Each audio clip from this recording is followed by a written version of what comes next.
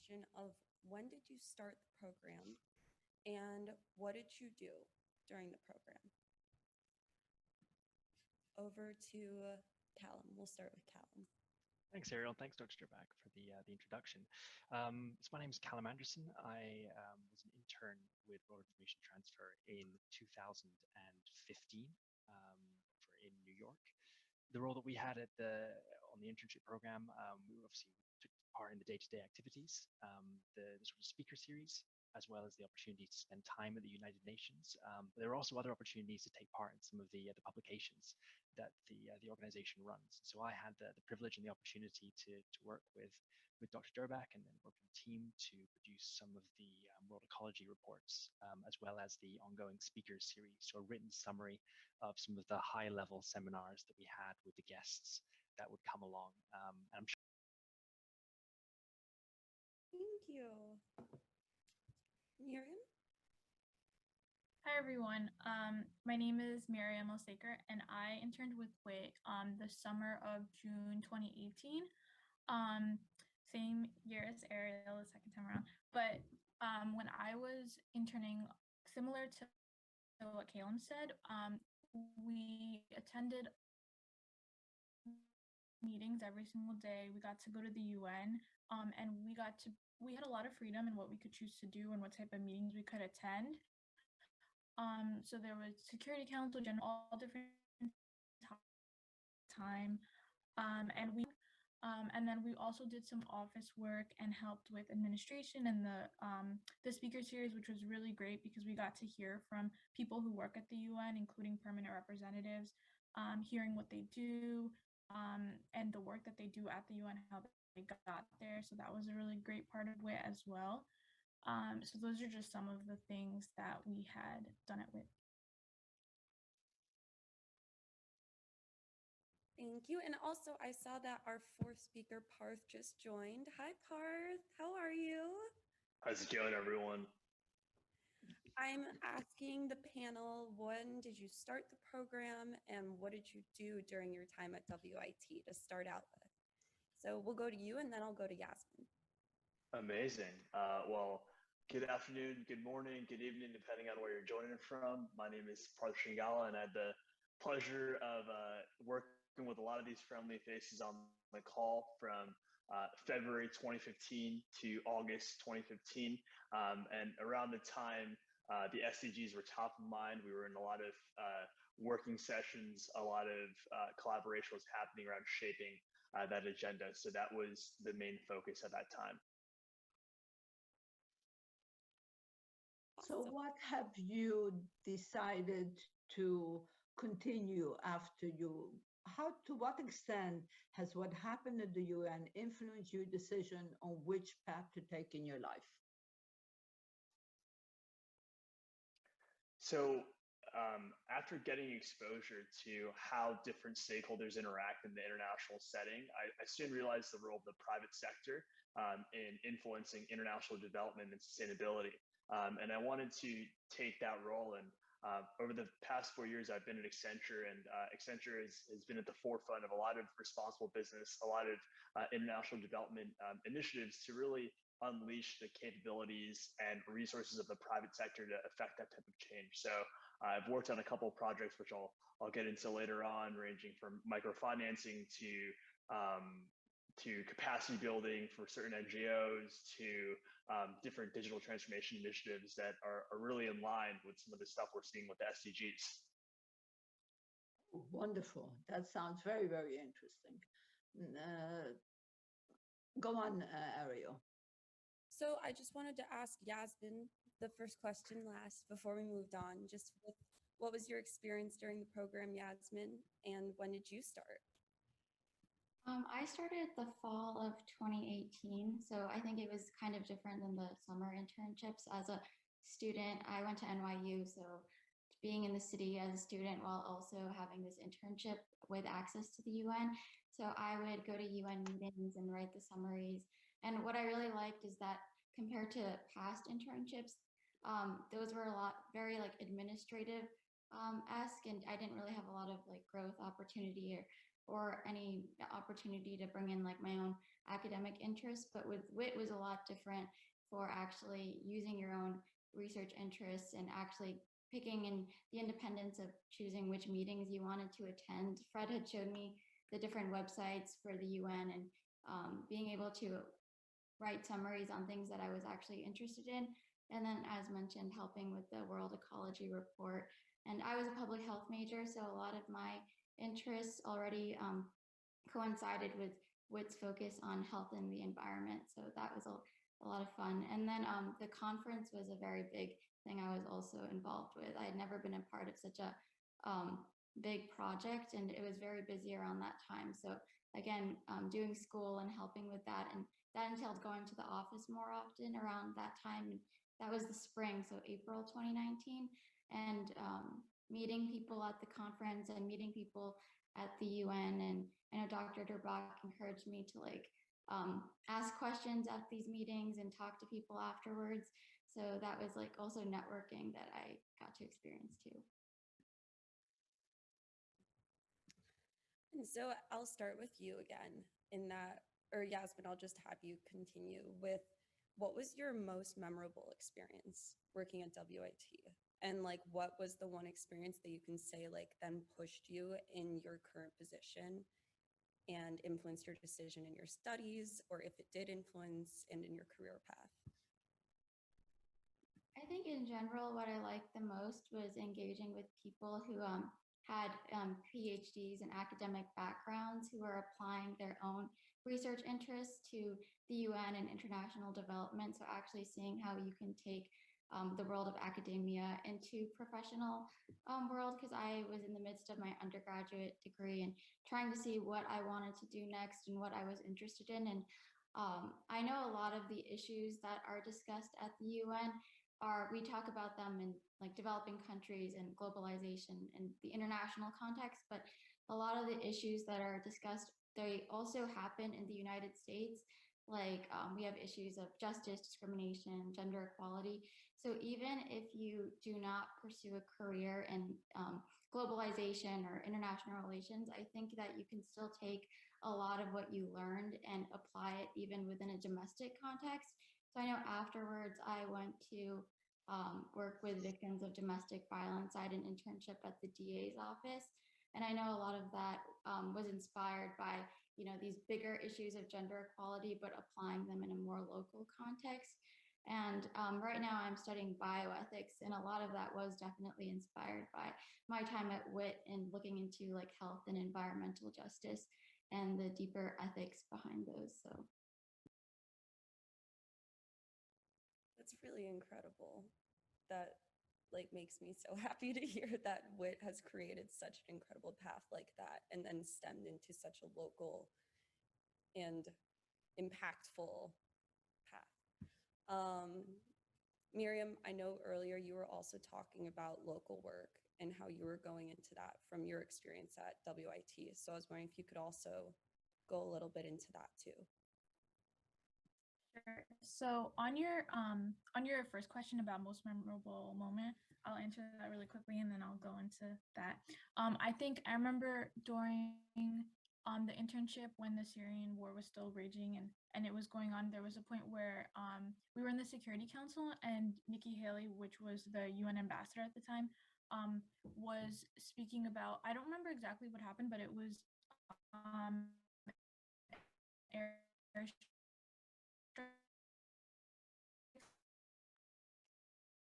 Fred, what happened to you?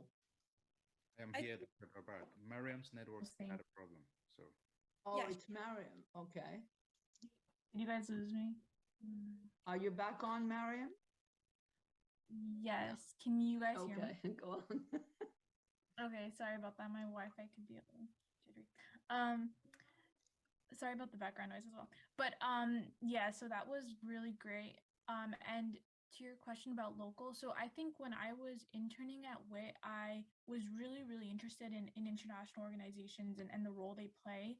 And then I think after that, I kind of got to delve deeper into the impact that grassroots and activists have. And I think that made me really interested in public policy more than I was before, and kind of moving away from foreign policy and looking deeper into civil society groups and their role.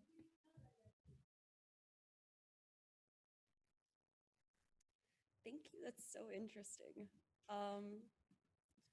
Maria, I have one question from a student, a graduate student. The question is, congratulations.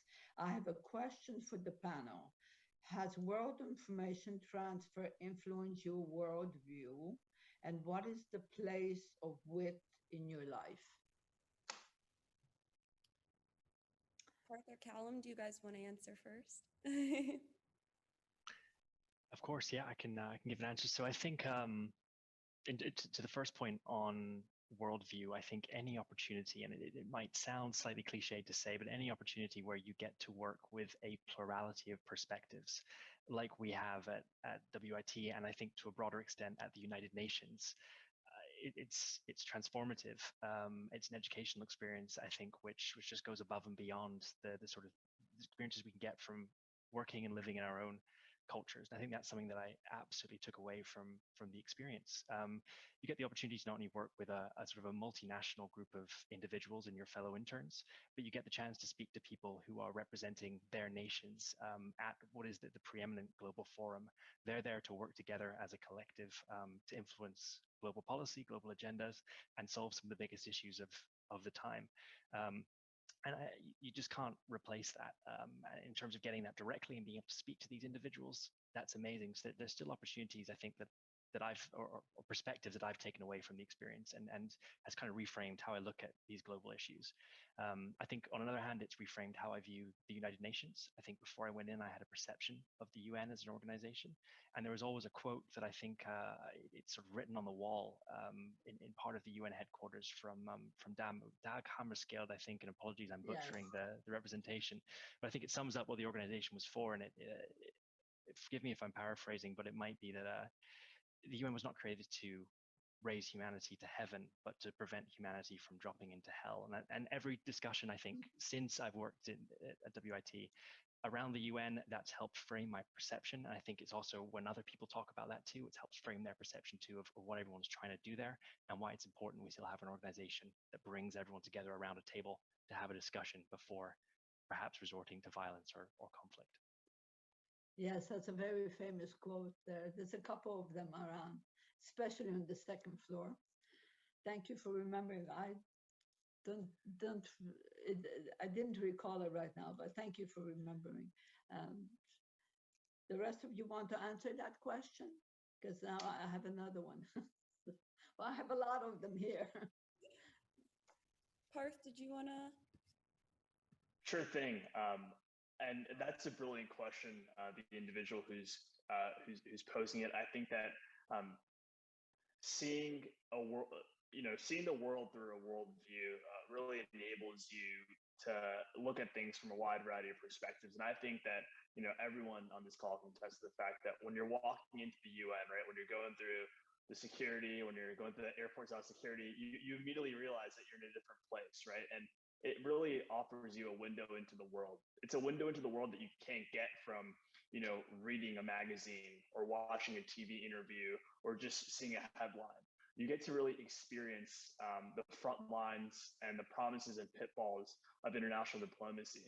So I think for me, it was, as someone who studied international relations in the classroom and also after WIT, ended up having an internship at the Council on Foreign Relations, at the Asia Society. This is a foundational experience to know how complicated and how challenging diplomacy truly is. But it's not meant to dissuade us from diplomacy. It's a fight worth taking, right? Similar to how Calum sort of alluded to the nature that diplomacy, it's sort of a slow burn. It's not going to sort of happen overnight, but it's really allowed me to, I think, appreciate the notion of perspective, seeing nations from all around the world all have a certain background, a perspective that is warranted and validated to a certain extent.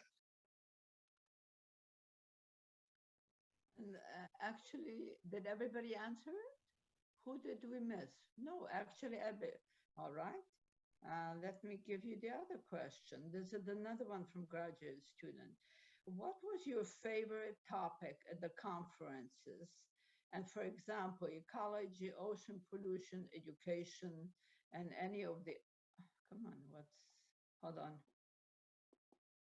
I cannot open the rest of it. I don't know why not. But anyway, I guess you can answer that from this. And if I can get the rest of the question, I will. But basically, what was your favorite topic at the conferences or at the UN? You certainly have a lot to pick from. So who shall we start? Calum, I always start with you because your name is Anderson, and I have a habit of putting people by their name. Not at all. No, it definitely can. There are a few that stood out. And as you said, Dr. Durbeck, you get a chance to see so many. I think one that stood out for me was a meeting we had with, I believe he was the ambassador from Suriname, a gentleman named Trevor McDonald at the time. And he was talking about gender representation in Suriname and how Suriname was really leading the way. I think at that point it was the case that the majority of Suriname's parliament was female-led. And that was a fascinating discussion because it tied in, of course, with the UN's sort of flagship He for She project as well. And I believe Trevor was very much at the forefront of that initiative. It was a great chance to take a look at an example of a country that was perhaps, or was indeed leagues ahead of places that I've come from in terms of that representation, the United States or indeed the United Kingdom. And that's always stuck out in my mind going forward, especially as we reflect on examples, say, recently in New Zealand of greater proportional representation of parliamentarians from sort of cross genders. And I always think back to that moment and Trevor McDonald's presentation at that point. That was a brilliant stand-up moment for me. Excellent. What about Mariam? Mariam as well? Yes, absolutely. Okay. So who else would like to answer that question? Mariam, would you like to?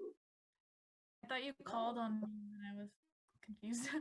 I think for me, one of the meetings that really stood out was a meeting on disability rights and disability not rights, I guess, in different countries, and how a lot of those services and resources aren't available in a lot of places.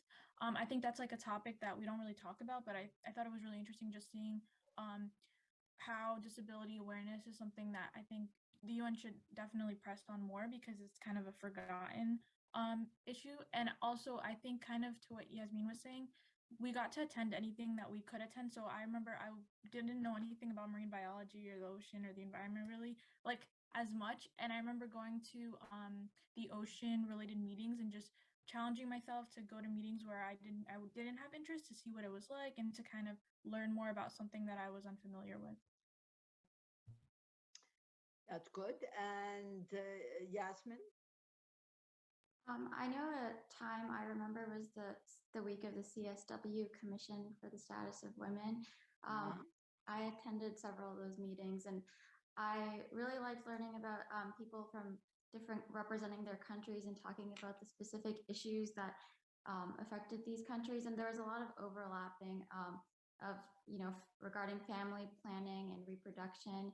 I thought that was a very interesting topic because it's very controversial in terms of how do we the ethics of overpopulation and whether or not that's an issue or not, and talking about financial empowerment for women and different cultures, and talking about women in conflict was a big thing that I did not have a lot of knowledge on, and it was very interesting to hear about what women have to deal with. And I just had a lot of perception. I had a lot of assumptions on what women in the developing world go through. So it was good to hear actual research and projects being done through this CSW meetings that happened.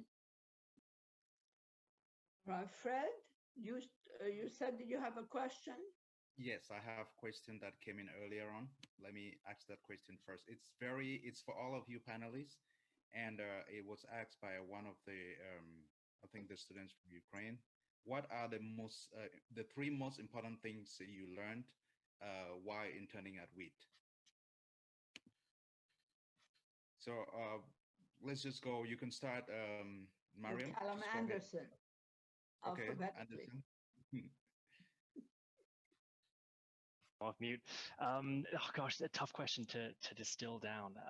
I think the first point, not to reiterate, but it was that first point around the role of the United Nations. I think that was invaluable for me to actually see how it operates in practice. I think the second point was learning much more, or the opportunity to learn much more about specific environmental issues and certain historical events that I didn't necessarily know a lot about before, particularly around the Chernobyl disaster and the ongoing environmental impact of that. We had the opportunity to speak to people about the situation on the ground today, all of these years since, and that was incredibly eye-opening. And I think the third biggest thing I learned from WIT was very much in sort of a skill set development. The work we did on the World Ecology Report and on the speaker series as well, that was an opportunity to really develop a huge range of practical hard skills and soft skills as well in terms of editing, writing, content development ideas, again, which have all sort of translated into my career today, and skills and concepts that I still use on a daily basis. Those, I think, are the three things that I'd pull out. That is great to hear. Let's move on to the next. The next one in line will be Mariam. Mariam. Then Yasmeen, and then Parth. Okay, so for me, yeah, there was a lot I think we learned during the internship. But if I was to talk about three, the first one definitely writing concise summaries. I think that's a skill that you might not think is important, but I feel like looking back now when I have to, even for jobs, internships that I've done now, being able to take ideas and summarize them and make them quick and easy is really important, and I didn't realize at the time. And what really helped with that, I think another thing is that the UN really allows you to have different perspectives on different issues depending on where the person is coming from or what country they're representing. For example, just hearing like the Israeli-Palestinian issue at the UN and just the different sides of it, and how different sides see the same issue was really eye-opening. And I think also the third thing would be questioning what you hear. So I feel like a lot of times, I think it's really important to be able to listen and do your own research, and being able to just question and ask questions and not just take everything for face value, because there's truth in everything. And I think that was another thing I learned during the internship. Great. Yasmeen? Going off, I think the differing perspectives was a huge thing that I took from the experience, just having assumptions about how the world works, and then having people who actually do work within these different areas come in and talk about their research and their projects definitely opened my mind. Something that this internship definitely helped me was my networking and interpersonal skills. I was definitely more on the shy end, and I still can be. So going to these meetings, they were so interesting, and then people would ask questions afterwards.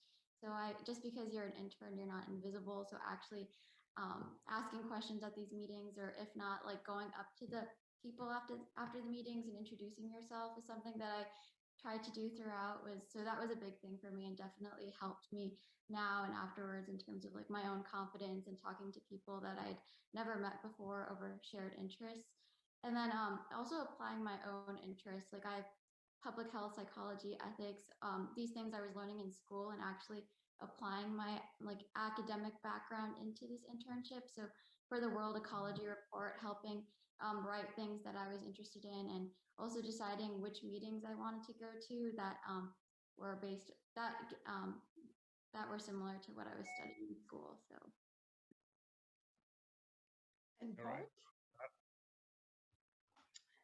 Everyone said great points, and I absolutely agree with all of them. And I specifically want to cling on to one thing that Mariam said, along with when it comes to writing concise summaries. And I think that that was by far one of the most important things, because similar to what Mariam is saying, it's when you're in school, you're told to write a 15-page paper, and you're told to be super deep, super comprehensive. But when you get into the working world, you soon realize that schedules are quicker, people's time frame, people's attention is smaller, so you got to be able to convey your thoughts in a very crisp, concise, and pithy way. And I remember Dr. Durback gave me a lot of feedback. She was like, you want to be able to convey your point in as little as possible while giving the maximum amount of effort. And that's one thing that I still kind of think of today when I'm writing something. It's, can I be more concise? I was thinking about that when I was giving Ariel my bio. I'm like, can I be more concise here?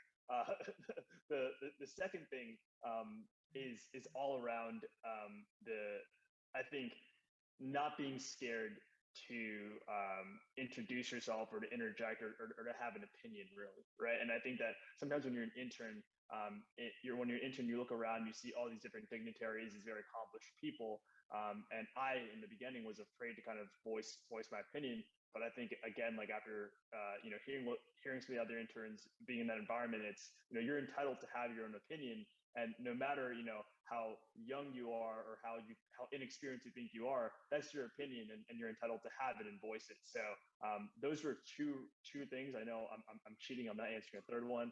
Everyone said great things, so those are the two things that I hold with me. That is a very, very important point, Parth. I know I spent a lot of time individually talking to interns who came to me and said, well, I feel very nervous. And I said, well, you have to swallow your nervousness and ask the question, because the only way you learn how to communicate with somebody is to be able to talk.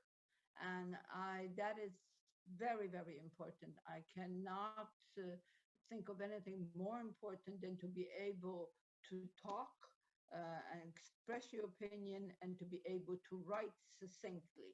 That's why you did all these summaries. Okay, Fred, do you have another question?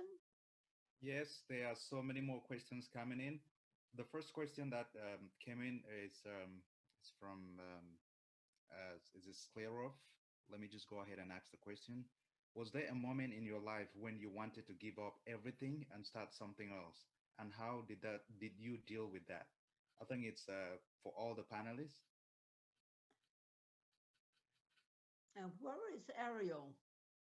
I'm still here. Oh, you're still here. Good. Okay, fine. Ariel, I need your message, because some of those questions I wanted to send to you, but I do not have. I can only send it on the iPhone. So you have to send me your iPhone. Send me a message so that I can send you messages. That's how I communicate with Fred. Okay, I'm sending you a message right now. Good. And can you start? I hate to do that continuously, but Calum, would you be so kind and answer the question, start answering the question that Fred just gave you from another one of the student participants that we have? Absolutely. I have to confess I haven't had an opportunity, I haven't had a moment yet where I've sort of thought, let me change everything entirely. But that's not to say that, I mean, lots of incremental points where it's been points of discovery, points of jumping into brand new things, and very much sort of overhauls of lifestyles. I think in those moments, it's very much about assessing your reasons for change. What is it that you're looking to change here? Why is it that you're looking to take that step forward? That's not to hold yourself back. That's just to understand how you can best move forward. I think it's a case of knowing this is what's working for me. This isn't. This is ultimately where I want to go. And I think having those goals, being able to fundamentally and honestly assess why it is you want that change and what will get you there to that next stage is sort of the best foundation for this. And I think also when looking at these changes, looking at opportunities ahead, think about not necessarily jumping ahead too far or too quickly. There's a lot that can be learned from sort of incrementalism from these changes and opportunities that will perhaps arise that surprise you. So in a sort of roundabout way, take the opportunities that come along. If there's something that you think you want to go for it. Assess it, make sure that it aligns with what you want to do, but make sure you understand why you're making those changes and those choices, and you won't go far wrong. All right, move on. Who's next? Juju Marion. So I think for me, when I was starting college, I think I did WIT my sophomore year summer. I came from an Egyptian background, so my parents were very STEM oriented, engineer, doctor. So I think me deciding to study political science was really kind of like uncharted territory for my family and like for what I guess what they wanted me to do. I think advice I would give would be definitely really question or go through reflection on what your interests are. And I think it's easy to kind of get caught up in what other people tell you is the safe choice, especially with college and picking majors. I think it's really important to really take time to reflect and not just do things because you think that's like what you're supposed to do. Okay, that's very good. It gave you opportunity to think by yourself. And actually, the experience does help you because, as you remember, all of you have to think of yourself and write your own statements during our seminars. And when our speakers were talking to you, you were able to ask your own questions, not somebody else's. Very good point. All right. Let me see. Who did I miss? Yasmeen. Yasmeen. I'm not sure if I've had a moment that the question addressed, but I do know that like I graduated past May, so it was very disappointing to like not have a graduation and then going into this pandemic. But I think regardless of the pandemic or not, finishing college, a lot of people have these moments about like what am I supposed to do with my life now? Am I doing the right thing? And for me, I had planned to do the master's program that I'm currently in, but there was still a lot of back and forth. Like, should I do this master's or should I get a job? What jobs would I even be qualified for with the degree that I have? And like Mariam said, there's a lot of external factors, like what your peers are doing, what other people expect of you, or what other people in your field are up to.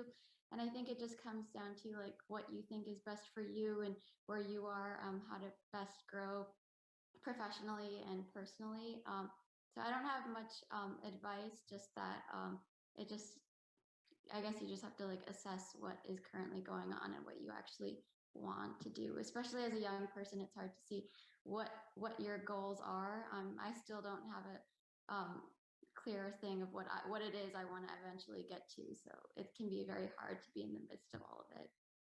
That's why you're still studying. If you already knew what you wanted to do, you wouldn't have to study so hard. Parth, where are you? How's it going? Good. So I think the individual who asked that question, I think it's super fascinating, and I'd love to know kind of the backstory behind that, right? I think that everyone has different reasons for doing different things, right? And I think that when you're at like an inflection point in your career, whether it be that you're an intern, you're in grad school, or let's say you've been working for a while and you want to do a change, it's like what is your reason for doing so, and what are you looking to get out of that experience, right? And I think oftentimes when we look at what we currently have and understand, how do I want to, let's say, create impact? How do I want to get fulfillment out of that? You can sometimes, create that within your current setting. And I know Callum referred to the notion of incrementalism, which really stuck with me, right? And it's there's another podcaster, Patrick McGinnis, who leads the FOMO podcast, and he talks about like he's a successful entrepreneur, and he talks about before quitting your job and starting a new business, you can start a business while you already have another business. So that way, you kind of grow it, you almost test drive it. So I would recommend, you're young, you can do whatever you want. But if you're looking to have a more calculated approach to things while still living at your dreams, what are those small changes that you can make to launch something on the side or to let's say, expand your understanding in another way, so when the time comes, you're in a position to do so? Well, there's one thing about you, Parth. You were always one step ahead of things. And so that's one thing that I remember you. And what you're saying is very, very true. Now, Ariel, I'm giving the baton over to you, so you can ask the next question. Okay, so I have a question actually from Anastasia. She wanted to know what was the most difficult for each of you during the internship program? And let's start with Calum. That's again a great question, Anastasia. I think for me the most difficult thing throughout the internship program was I think ensuring the consistent sort of accuracy and standard of the work that we were producing.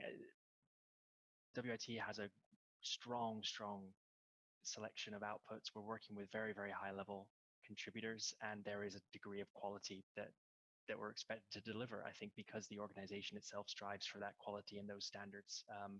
And I think that was a good challenging, though. That's a challenge that sort of prompted growth and prompted development, and I wouldn't have changed that for the world. I think having that target to try and reach, and having that environment where you are delivering for an organization, this is real life. This isn't theory. This isn't practice. This is something you are contributing to.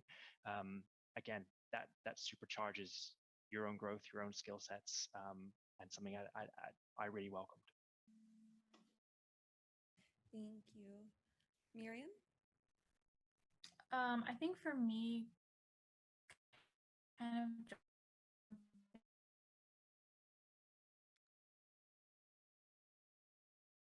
Ariel, move on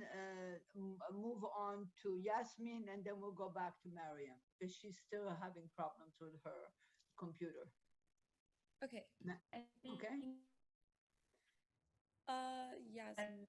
Yasmeen. I think the biggest challenge was hitting times and deadlines, as it is with every other professional context one is in.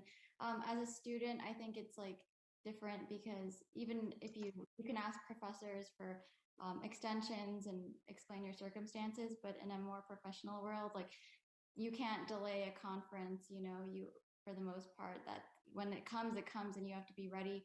So just helping to meet these deadlines and getting things done in time, helping Fred, Dr. Gerbach, and the other interns. It was a lot of pressure, especially getting like the World Ecology report out or the conference. So, and then balancing your own life with that too, like my own schedule as a student. So that was challenging, but I think getting through that, definitely you are a better person.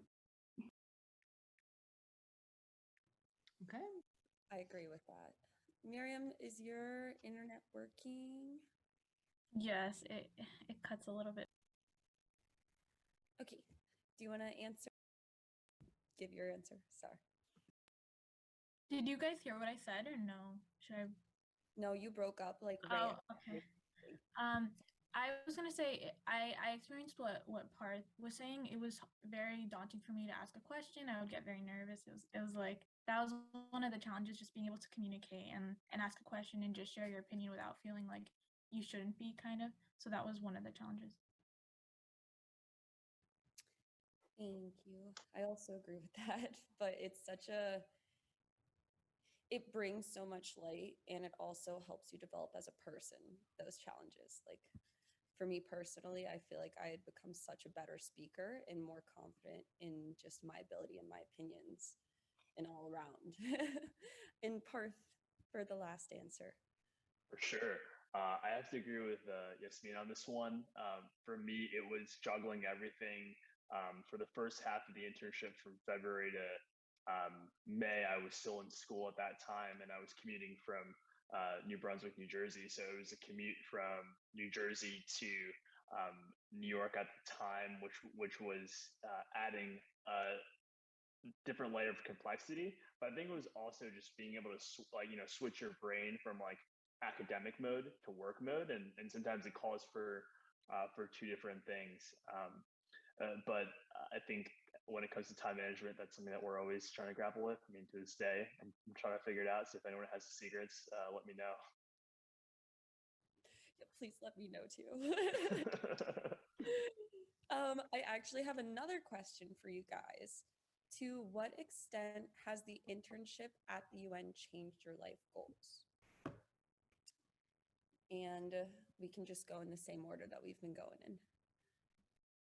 Absolutely. I don't think for me it changed sort of life goals particularly, but it certainly reaffirmed some of the goals or things that I wanted to do. Again, I was really interested in writing and editing when I when I came into the internship. And again, this opportunity to do this, as we've been saying, in a professional setting outside of school or outside of just sort of for recreation, for fun, that was invaluable.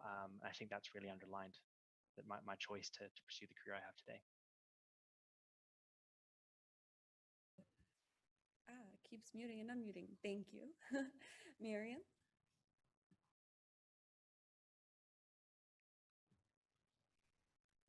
Or is Mariam gone? If Mariam doesn't answer immediately, just move on to Yasmeen. We can go back to Mariam. Okay. Ariel, move on to Yasmeen. Yasmeen? I know previously, before starting the internship, I was always interested in getting an MPH, which is Masters in Public Health. But when I experienced this internship, I realized that obviously a lot of the issues are much more complex and deep. And I kind of discovered bioethics throughout all of this, like the deeper ethical issues among everything that was being discussed. So then I dropped the idea for Masters in Public Health and started to get more interested in pursuing a degree in bioethics, which is I'm interested in right now. And a lot of that has to do with policy and law, these different intersections, including psychology. So I do, and a lot of that was directly influenced from my time at WIT. So. Thank you, Yasmeen. Mariam, are you on now? Yes, I switched to my phone. Sorry. Can you repeat the question? I think I missed it. Yeah, it was, to what extent has the internship at the UN changed your life goals? Okay, big question. I would say I think it really gave me it showed me how many different opportunities there are within international relations and within like so many different areas you can get involved in, so many different groups, so many different focuses that you can have in a career. And I think the UN really gave you a lot of different perspectives on that. Thank you. And then lastly, Parth. I would say that my experience at the UN really instilled a global mindset into me. So everything that I wanted to do, whether it was the people that I spend my time with, the activities I'm part of, the work that I do, it has to have some sort of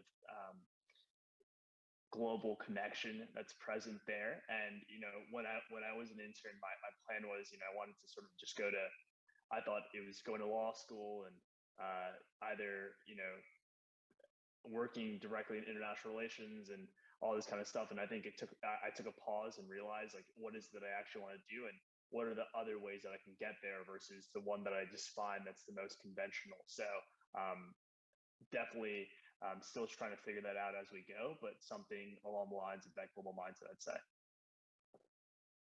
Thank you. And then for now, the last question that I have for you guys is just to talk about what you're doing now.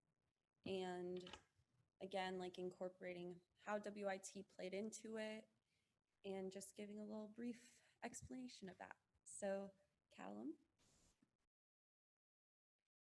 Of course, absolutely.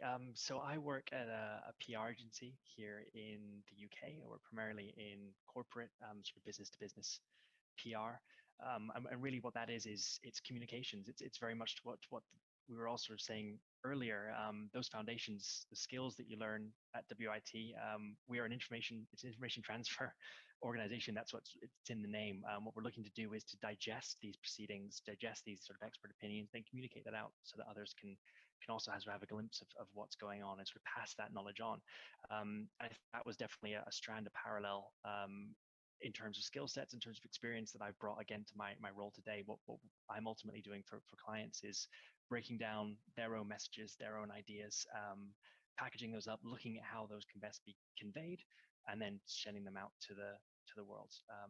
And again, I couldn't stress enough how much this was the opportunity to practice those disciplines. And I think as Parth was saying earlier about the bio, it's exactly that. That also sprung to mind for me, thinking about concision. I think writing these things day in, day out, that's what we're doing. When it comes to press releases, the principles are the same. It needs to be short, sharp, concise. Parth used the perfect word, pithy. And again, learning those skills, having the chance to hone them and develop them at World Information Transfer, I think has really stood me in good stead for starting off my career now. Well, what makes me so happy you're doing so well. And congratulations on your job. And I'm so glad that it all went so well together. Mariam, do you want to talk a little bit about what you're doing now?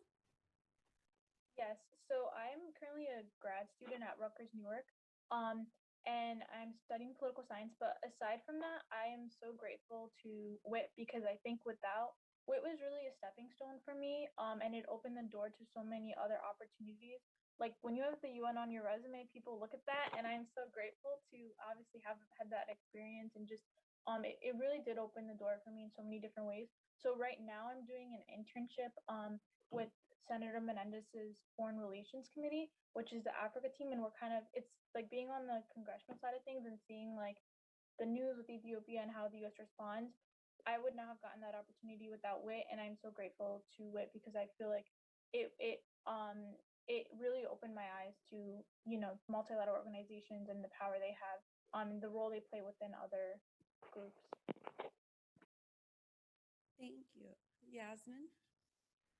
I briefly discussed how I'm doing a master's in bioethics, and it's about bioethics is connecting philosophy, law, policy with medicine and research, and a lot kind of inspired by what health and environment. I study like health justice, environmental justice, and ethics now. So a lot of stuff I previously learned about or at the UN and through WIT.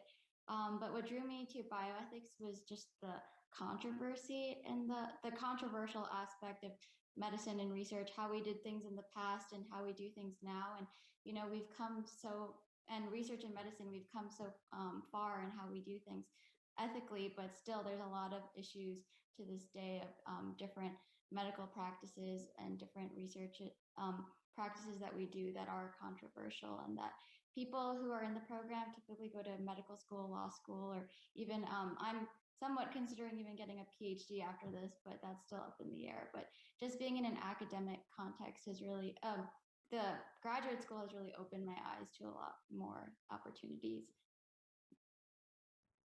Especially now when we're in a global pandemic. I think that's extremely important. So good job. Parth? So right now I'm with Accenture. It is a global consulting firm. At Accenture, I'm part of an innovation team that is all around unlocking insights that lead to different innovations that create impact for clients, society, and the world. And for me, I look at kind of where I am now and where I was before, and I do find, a parallel, right? When you're in the UN and you're sitting in, let's say, on an ECOSOC meeting, right, and you see a multitude of different representatives who all have their own country policy, who all have their own perspectives, but they're in service of a greater goal, right? And they're trying to find that path of least resistance. And I find that in what I work in consulting, you have specialists who were engineers, who were data scientists, who were business strategists, who got a PhD, and everyone similar to the UN, they have different perspectives and they have different things to offer, and it's finding that common ground towards that greater goal that you have. So that's been really fascinating, and it's absolutely been a stepping stone. I think Mariam said it best, right? When you have the UN on your resume, it opens up doors for you that you previously didn't think were possible, and it gives you a lot of that flexibility. I want to, give a thank you to Dr. Durbeck. Actually, it was a conversation in June of 2015. At that point in time, I was deciding on whether to stay for the summer or not. And it was March. It was right after the conference, and I think we met outside and we were talking. And she's like, "I have an extra pass for the summer if you're interested." And it just so happened that me having that conversation with her, doing the internship that summer, that opened up to more internships, which opened up to a full-time job.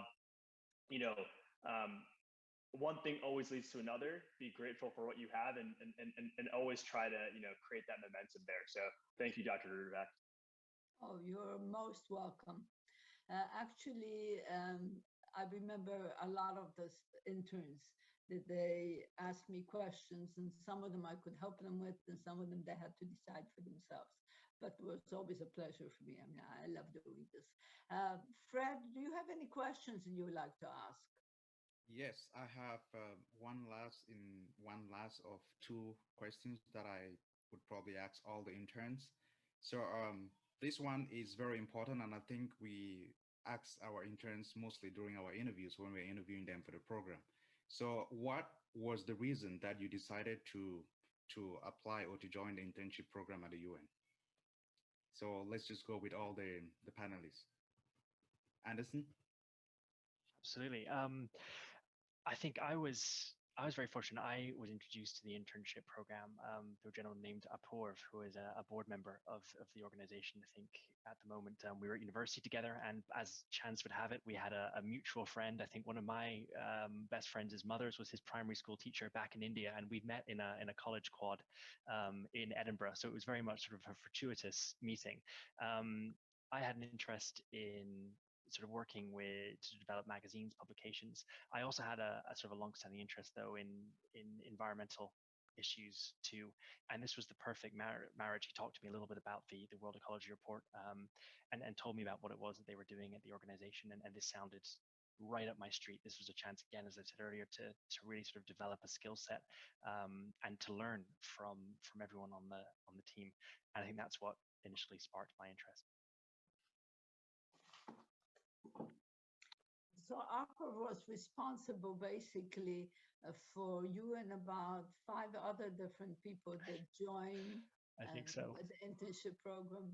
Very interesting. Well, you know, ARPA is our secretary of the board now, so he's a very, very busy young man. But it's great to remember all that. And actually, I'm sorry for interrupting. So I interrupted Mariam. Mariam, would you like to answer that question? And if you can't, then let's move on to Yasmeen. Okay. So for me, I was at Rutgers at the time, and I remember going to. So the way I found out about WIT is kind of strange. I was going to an advisor, and they told me about the conference at WIT. And at the time, I think Dr. Claudia was the person I met at the conference.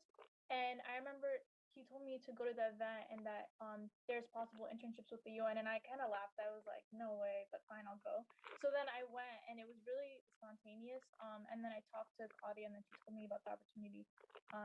So yeah, that's how I found out about it. And I was really interested at the time because I was taking international relations classes and learning about the UN.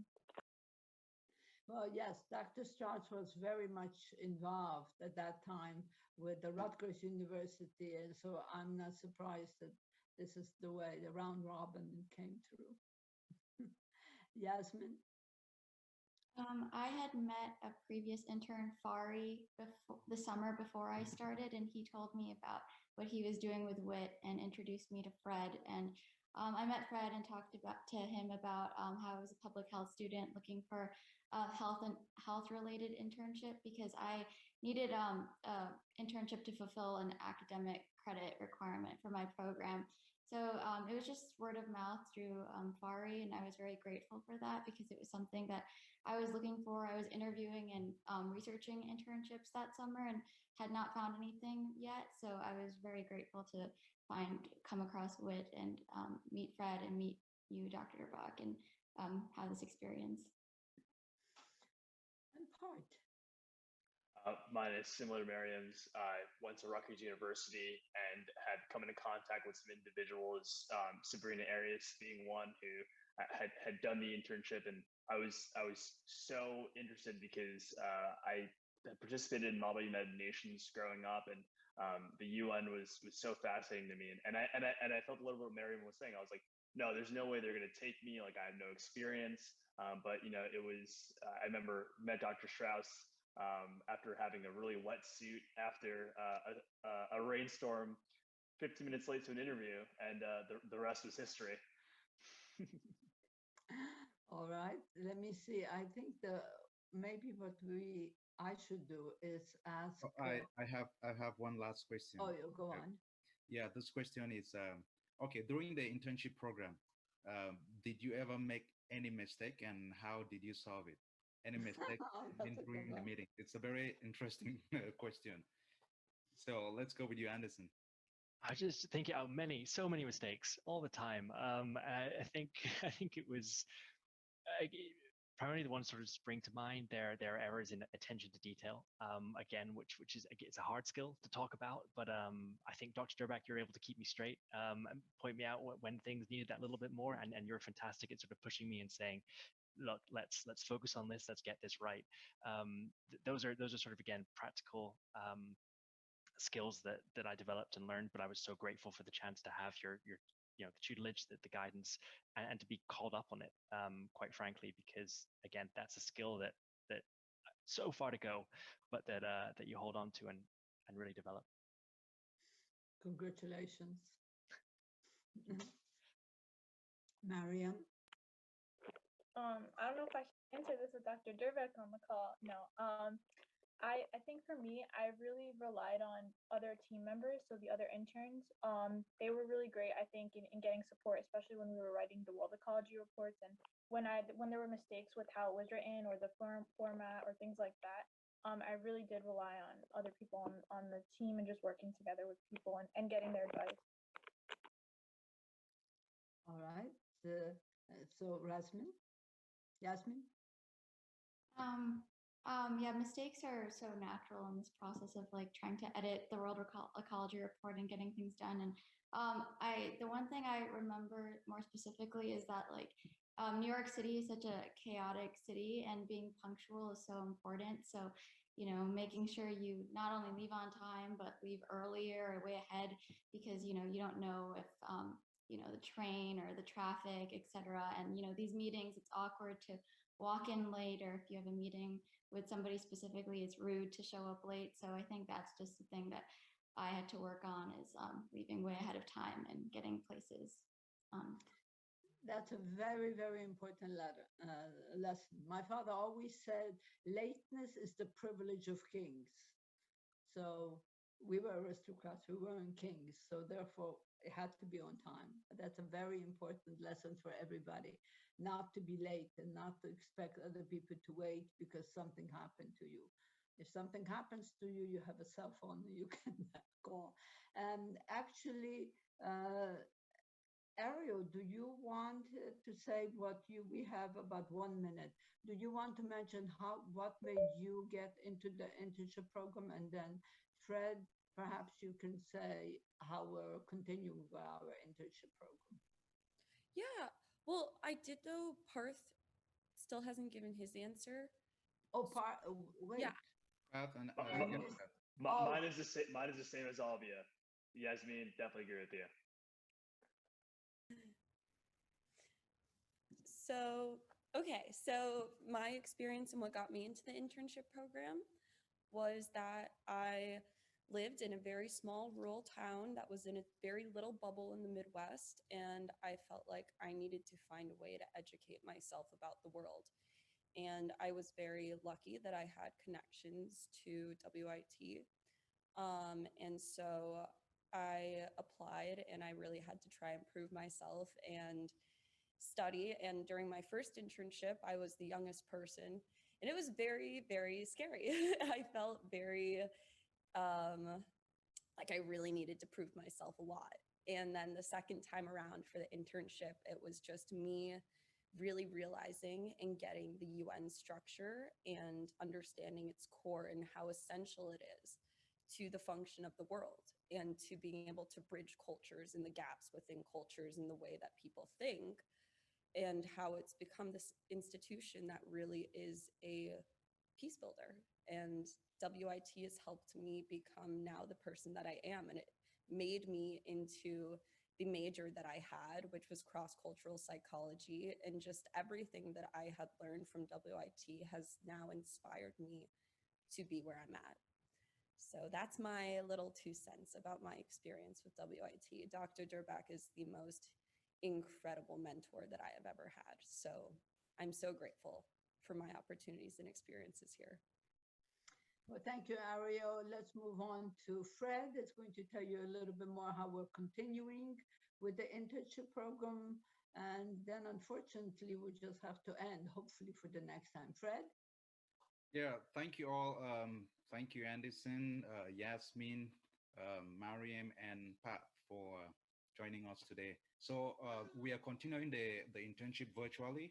We have, because the UN is currently closed at the moment, so we are still welcoming interns who are interested to participate in our program. So most of our programs are run online. It's still pretty much the same. You get the same experience, attending meetings at the UN, doing the same, writing summaries, and still producing reports of meetings. So that's exactly what we are doing now. If you're interested, just get in touch with us and we'll be able to give you more information. So have a nice day all. Thank you, guys. Yes. I would like to thank all of you, Ariel, for setting this up, Callum, Mariam. Mariam, did we miss you on anyone? Well, if we did, you just have to come back the next time. Yasmeen and Parth, thank you for being participants. Please let me know if you would like to discuss something specifically, or you would like to have a program that you would like to set up. Let Ariel know, or me, whoever it is you feel more comfortable in talking. But at this point, I think all of you feel comfortable talking with me, even though you know that I am very rigid in my time. And therefore, I expect all of you to remember to be respectful of others, and also thank you very, very much for participating. And Ariel, you did a wonderful job in setting this up. Thank you. Thank you. Have a wonderful day and take good care of yourself. Bye-bye. Bye-bye. Thanks, guys. Bye.